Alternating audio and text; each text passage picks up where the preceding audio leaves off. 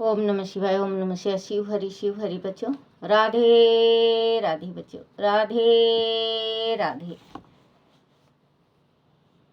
बोलो श्री कृष्ण भगवान की जय। श्रीमद् भागवत सार की जय। श्रीमद् भागवत सार में 681 भावना को उत्तम बनाओ। सत्संग से भावना उत्तम बनती है। 682 बारंबार जैसा मनुष्य बोलता है, जैसा सोचता है, वैसा ही बन जाता है। अगर एक इंसान बार बार जो कुछ भी बोलता है अपने मुख से, तो कहते हैं 24 घंटा के भीतर, 24 घंटा में एक दफे माँ सरस्वती कंठ बसती हैं। तो जब भी कुछ सोचा करो और कुछ बोला करो तो अच्छा सोचा करो और अच्छा बोला करो। कोई पता नहीं चलता कि आप किसी को श्राप दे रहे हैं और आपके कंठ सरस्वती बसी हैं और उसका सत्यानाश हो गया। तो उसका जो सत्यानाश होता है, उसका जो हाय हमारा स्वर्गनाश कर देती है। फिर तो वही कहते हैं बच्चों, जो कुछ भी बोलो तो पहले तोलो फिर बोलो। कभी कड़वी बानी कभी किसी के साथ नहीं बोलना चाहिए। कड़वी बानी बोलने वाला हमेशा दलिद्र में रमाई रहता है। उसके पास कभी भी माया आएगी, बहुत दौलत आएगी, लेकिन हाथ में ठहरती नहीं। वो अभिमान जो करता है ना, घमंड जिसको कहते हैं, घमंड कभी नहीं करना चाहिए। और 3 चीज पे कभी घमंड नहीं करना चाहिए। 3 चीज पे परमात्मा ने भी बताया है कि 3 चीज पे घमंड कभी नहीं करना चाहिए। एक धन पे, एक पूत पे और एक दूध पे।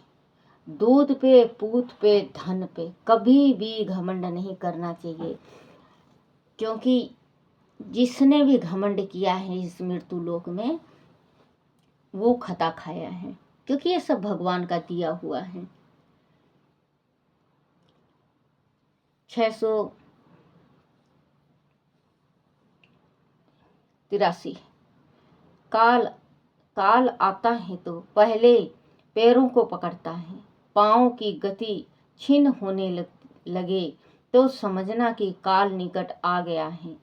अगर बच्चों जैसे बूढ़ा इंसान है, 50 से ऊपर का हो गया है, और उसको अगर हाथ पैर नहीं चलता, तो ये समझ लेना कि उसकी मृत्यु नज़दीक आ गई है। उसकी बहुत सेवा करना, क्योंकि जिस टाइम लास्ट का सेवा होता है ना बच्चों, वो फलदायक होता है। बुजुर्ग का जो लास्ट का सेवा होता है वो बहुत लाभदायक होता है। तो इसमें ग्रंथ में बताया हुआ है कि काल आता है तो पहले पैरों को पकड़ता है, पाँव की गति क्षीण होने लगे तो समझना कि काल निकट आ रहा है। अंत इस स्थिति में सावधान हो जाना चाहिए। अब काल समीप है, किंतु काल के काल परम ब्रह्मा परमात्मा के दर्शन हो जाए तो काल का भी नाश होता है। 684 काम कीड़ा करने वाले की बुद्धि जड़ हो जाती है। 485 मनुष्य के जन्म से पहले उनका कोई संबंधी नहीं था। मरने के बाद भी ना तो इंसान जन्मता है, जन्मने से पहले जन्मता है उसी टाइम होता है जन्मने से। जैसे 685 में है, मनुष्य के जन्म से पहले उसका कोई संबंधी ना था, मरने के बाद भी नहीं, उसका कोई संबंधी नहीं रहेगा। सारे संबंध इसी जन्म के हैं।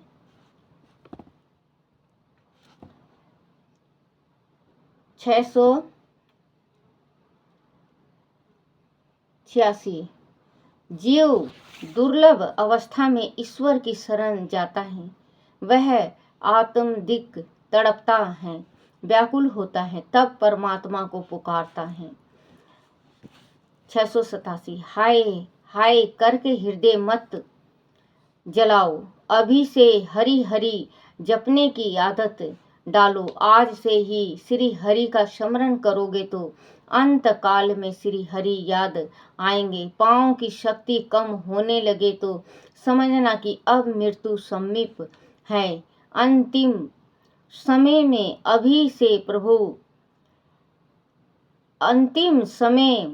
अभी से प्रभु नाम जप का स्वभाव बनाओ। 688 हिंदी तिथि के अनुसार ही जन्म दिवस मनाना चाहिए। इसकी अधिष्ठात्री भगवती छठी देवी हैं। यह भगवान कार्तिक की पत्नी है।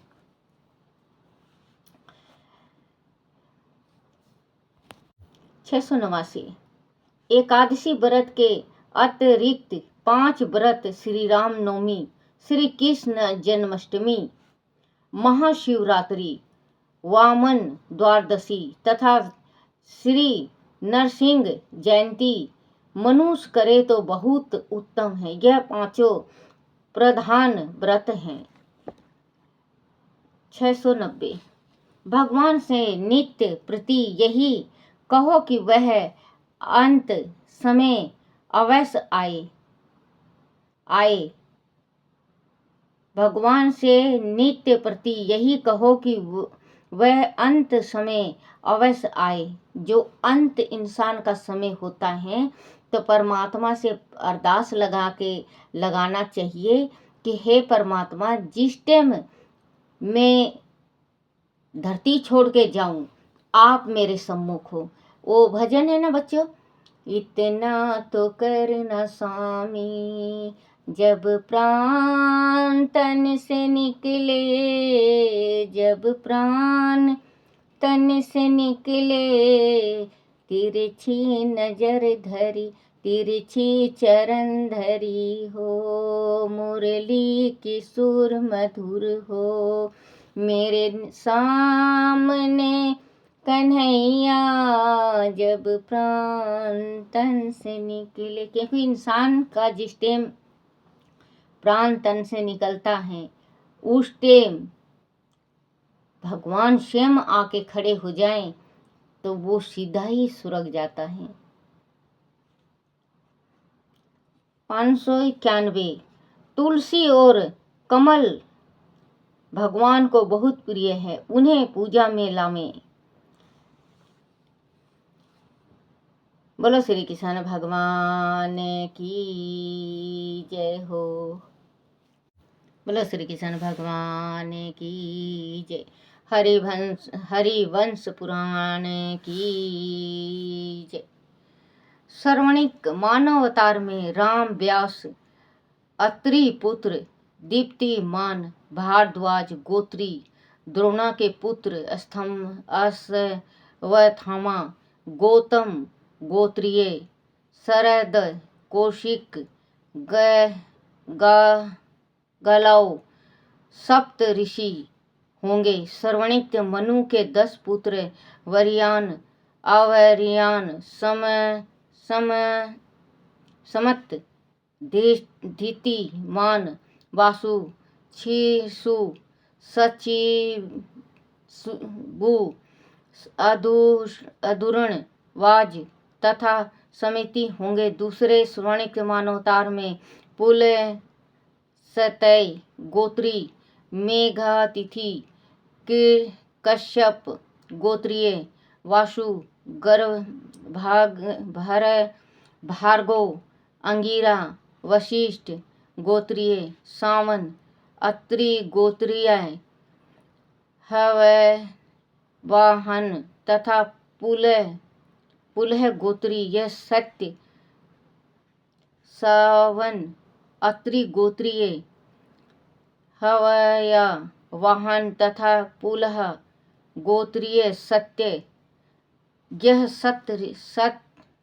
7 ऋषि होंगे। दूसरे श्रवणिक मनु के दिष्ट केतु, निराकेति, पूथु, सर्वा, परिघु, श्रचि, कोष्ठ, हत और गाय तथा रोहित होंगे। 10वें मानवावतार में हादिस मान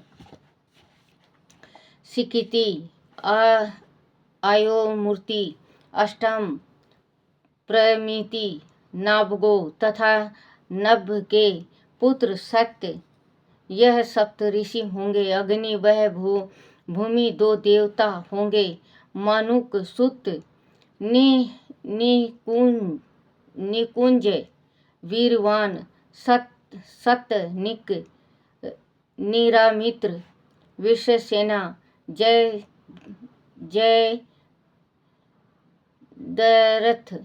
दरथ भूरी सर्वा भूरी धमा वह सुरवेचा। ये 10 पुत्र 10वें मनु के होंगे। अगले मानवतार में हाथी से माया तरुण आनंद उदीषण निसर्वा तथा पुलह सप्त ऋषि होंगे। ब्रह्मा के 3 पुत्र तब देवता होंगे। उस मनु के पुत्र सर्वतक सुशर्मा देवनीक पुरुदह में क्षेमेधा दुटुत आदर्श पांडक आदि होंगे। 12वें मानवतार में श्रुति सुतपा तमोमूर्ति तपसी तमोसान तपो रवि तथा दिति सप्त ऋषि तथा ब्रह्मा के 5 मानस पुत्र देवगण होंगे। 13वां मानवतार में दितिमान हमित तत्वदर्शी निरुत सुख निष्कम निमोह तथा सूतपा सप्त ऋषि होंगे तथा 12 द्वार कहे 3 गण देवता होंगे। इन 13 मनु रोचक समय के 10 पुत्र चित्रसेना विचित्र नया धर्म वित्त दूती सुनेत्र क्षेत्र वृद्धि सूतपा निर्भय तथा धूट नाम से होंगे। 14वां मनु अवतार के मनु सोम श्रवण के तरंग वीरु तरसवन उग्र अभिमानी प्रवीण जीणु शक्रेंदन तेजस्वी तथा सबले ये 10 पुत्र होंगे। तब 5 देवगण होंगे और गर्भ भार्गव अति बाहु सूचि अत्रेय युक्त शुक्र वह अचित ये सप्त ऋषि होंगे। प्रातःकाल उठते ही इस सप्त ऋषियों का नाम लेने से ही सुख यश वह आयु की वृद्धि होगी। हे राजन, 14वें मानवतार के बाद वह कल्प समाप्त हो जाएगा। चारों युग की अवधि समाप्त हो जाएगी। यह तुम से हो चुके तब होने वाले सभी मानवतार कहें। काल गणना जय द्वारा आग्रह किया जाने पर फिर वैशंपायन जी ने मानव अवतार के युग की संख्याएं आदि बताने के लिए आगे कहा। हे राजन, मनुष्य में दिन रात्रि आदि काल अभजन सूर्य कहते हैं। पलक झपकने में जो समय लगता है उसे निमेष कहते हैं। 15 निमेषों की एक कष्टा, 30 कष्टा की एक काल, 30 कला का एक मुहूर्त तथा 30 मुहूर्त का एक दिन रात होता है। 15 दिन रात का एक पक्ष, 2 पक्षों का एक मास, 2 मासों की एक ऋतु, 3 ऋतुओं का एक अन्य तथा 2 अन्यों का 1 वर्ष होता है। मनुष्य का 1 वर्ष देवताओं का 1 दिन रात होता है। पितरों का दिन कृष्ण पक्ष तथा रात शुक्ल पक्ष होती है। अंत मनुष्य का 1 मास पितरों का 1 दिन रात कहलाता है, क्योंकि दक्षिण अन्य देवताओं की रात व उत्तर अन्य देवताओं का दिन होता है। देवताओं के 10 वर्ष मनु के 1 दिन रात होते हैं। इस प्रकार मनु के 4000 वर्ष को सतयुग, 3000 वर्ष का त्रेता युग, 2000 वर्ष को द्वापर युग तथा 1000 वर्ष का कलयुग होता है। सत्य युग में 400 वर्ष का संध्या काल, वह इतने ही वर्ष का संध्याश होता है। क्षेत्रा यह 300 में 300 द्वापर में 200 वह कलयुग में 100 वर्ष के संध्या व संध्याश होते हैं। इस प्रकार मिलाकर 1 कल्प कहा जाता है। 1 अनय बीत जाने पर 1 मनु का काल समाप्त हो जाता है। अंत उस 1 मानवतार कहते हैं। 10,000 मानवतारों अर्थात 5,000 कल्पों का ब्रह्मा का 1 वर्ष होता है। ब्रह्मा का 1 दिन 1 कल्प कहा गया है। ब्रह्मा का 1 दिन समाप्त होने पर सृष्टि का प्रलय हो जाता है। तब संपूर्ण पृथ्वी जलमग्न हो जाती है। उस काल को ब्रह्मा की रात्रि कहते हैं। इस प्रकार वह सृष्टि और प्रलय का क्रम हमेशा इसी प्रकार से चलता रहता है। यह तुमसे काल गणना, मानोतार का काल तथा कल्प अवधि व प्रलय के विषय में कहा। अब तुम और जो जानना चाहते हो सो कहो। तब जन्मेजय जी ने वर्तमान काल में चल रहे वेद, सतव, मनु एवं उनके वंश के विषय में विस्तृत वर्णन सुनने की इच्छा व्यक्त की, जिसे सुनकर महाज्ञानी वह तपोमूर्ति वैशंपायन जी इस प्रकार बोले। बोलो श्री कृष्ण भगवान की जय। श्री कृष्ण गोविंद हरे मुरारी, हे नाथ नारायण वासुदेवाय, हे नाथ नारायण वासुदेवाय, हे नाथ नारायण वासुदेवाय। बोलो श्री कृष्ण भगवान की जय। अपने अपने गुरुदेव महाराज की जय। हे मेरे विष्णु भगवान, हे मेरे कृष्ण भगवान, मेरे से कोई गलती और कोई भूल या चूक हो जाए मुझे क्षमा करना, क्षमा करना, क्षमा करना। बोलो श्री कृष्ण भगवान की जय। बोलो विष्णु लक्ष्मी की जय।